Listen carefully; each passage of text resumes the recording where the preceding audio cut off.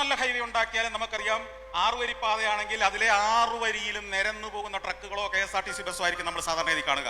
അതോടെ അതിന്റെ പുറകിൽ വരുന്ന അതിവേഗത്തിൽ പോകേണ്ട മറ്റു വാഹനങ്ങളെല്ലാം ബ്ലോക്കായി കിടന്ന് ആ ഒരു പാത ഉണ്ടാക്കിയതിന്റെ ഒരു ഗുണവുമില്ലാത്ത അവസ്ഥയിലേക്ക് കാര്യങ്ങൾ പോകുന്നത് നമ്മൾ കണ്ടിട്ടുണ്ട്.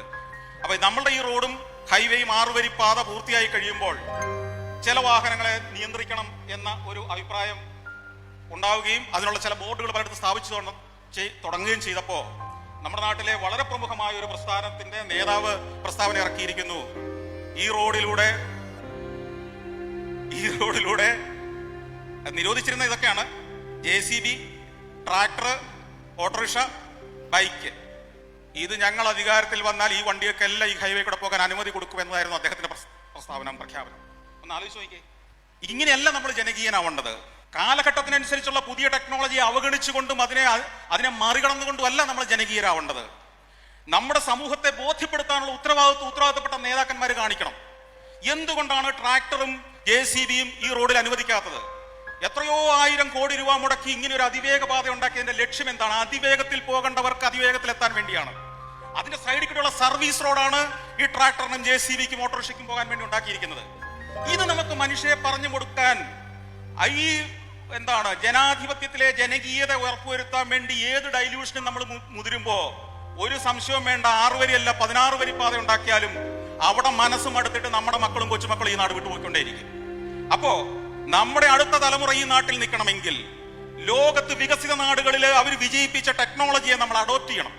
നമ്മുടെ സമൂഹത്തെ ആ ടെക്നോളജി ഉപയോഗിക്കുന്നവരാക്കി വളർത്തിക്കൊണ്ടുവരണം. അവരുടെ മനോഭാവത്തിൽ ഈ പുതിയ ചിന്തകൾ കൊണ്ടുവരണം. അവരുടെ ലെവലിലേക്ക് നേതാക്കന്മാർ താഴ്ന്നിറങ്ങിച്ചെന്ന് അവരെക്കാൾ താഴ്ന്ന ലെവലിലേക്ക് ചിന്തിക്കുന്നവരായി മാറുമ്പോഴാണ് ഈ നാട് വിട്ടുപോകണമെന്ന് ഇവിടുത്തെ ചെറുപ്പക്കാർ ആഗ്രഹിക്കുന്നത്. പകരം നേതാക്കന്മാരും പ്രസ്ഥാനങ്ങളും സമൂഹത്തിന് പുതിയ ആശയങ്ങൾ കൊടുക്കുന്നവരായിരിക്കണം. മാറ്റങ്ങളുടെ ഗുണം എന്താണെന്ന് പറഞ്ഞു കൊടുക്കുന്നവരായിരിക്കണം. മാറാൻ പ്രേരിപ്പിക്കുന്നവരായിരിക്കണം. ഒരു കാലത്ത് വലിയ മാറ്റങ്ങൾക്ക് മുന്നോട്ടുള്ള പ്രയാണത്തിന് സാക്ഷ്യം വഹിച്ച ഒരു കടൽ തീരത്ത് നിന്ന് ഞാനിത് സംസാരിക്കുമ്പോൾ ഇനിയും പുതിയ കാലത്തിനനുസരിച്ചുള്ള മാറ്റത്തിന് നമ്മുടെ പ്രസ്ഥാനങ്ങളും തയ്യാറാവണം. ഓരോ നിമിഷവും പുതിയ പുതിയ മാറ്റങ്ങളിലേക്ക് നമ്മൾ പഠിച്ചുകൊണ്ടിരിക്കണം. ലോകം എങ്ങോട്ട് പോകുന്നു എന്ന് നമ്മൾ നിരന്തരം ഗവേഷണം ചെയ്യണം. അതിനൊപ്പം നമ്മുടെ സമൂഹത്തെ വളർത്തിയെടുക്കണം. സമൂഹത്തിന് ബോധമില്ലാത്ത ചില കാര്യങ്ങളിൽ നമ്മൾ അതിനേക്കാൾ ബോധം കെട്ടവനായിട്ട് നിൽക്കണമെന്നല്ല നമ്മൾ ചിന്തിക്കേണ്ടത്. പകരം ആ സമൂഹത്തിലേക്ക് എങ്ങനെ ഈ ആശയങ്ങൾ കൊടുക്കാം, അവരെ എങ്ങനെ കാലത്തിനനുസരിച്ച് വളർത്തിയെടുക്കാം, അതിലേക്ക് എങ്ങനെ കമ്മ്യൂണിക്കേഷൻ നടത്താം എന്ന് ചിന്തിക്കുന്നവരായി പ്രസ്ഥാനങ്ങളും നേതാക്കന്മാരും മാറുമ്പോൾ പുതിയ തലമുറയ്ക്ക് പ്രതീക്ഷയുണ്ടാകും. അവർ ഈ നാട് വിട്ടു പോകാതെ ഇവിടെ നിൽക്കും. അപ്പോ അല്പം കൈപ്പേറിയ മരുന്നാണെങ്കിലും അല്പം അതിർത്തി ഉണ്ടാകുമെങ്കിലും കാലത്തിനനുസരിച്ചുള്ള മാറ്റം സമൂഹത്തിലേക്ക് കൊണ്ടുവരാൻ നേതാക്കന്മാർക്കും പ്രസ്ഥാനങ്ങൾക്കും കഴിഞ്ഞെങ്കിൽ മാത്രമേ കേരളം നാളത്തെ തലമുറയ്ക്ക് പ്രതീക്ഷ നൽകുന്ന ഒരു നാടായി ഇവിടെ ഉണ്ടാവുകയുള്ളൂ.